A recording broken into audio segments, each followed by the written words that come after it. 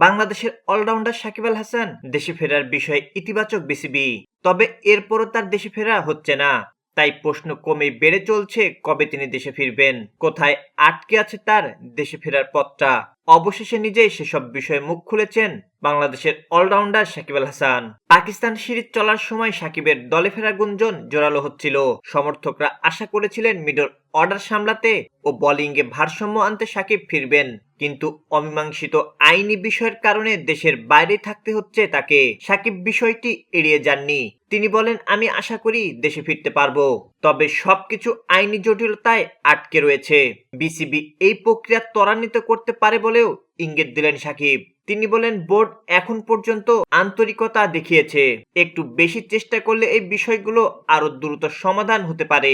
সাকিবের আদালতের লড়াইটা এবারই প্রথম। স্বীকার করলেন পরিস্থিতিটা তার কাছে অপরিচিত। তিনি বলেন, এই আইনি বিষয়গুলো আমার জন্য নতুন অভিজ্ঞতা, তবে এসব মিটে গেলে যে কেবল তিনি দেশে ফিরতে পারবেন সেটাও পরিষ্কার জানিয়ে দিয়েছেন। তার কথা, আইনি বিষয়গুলো মিটে গেলে যত দ্রুত সম্ভব দেশে ফিরে আসবো।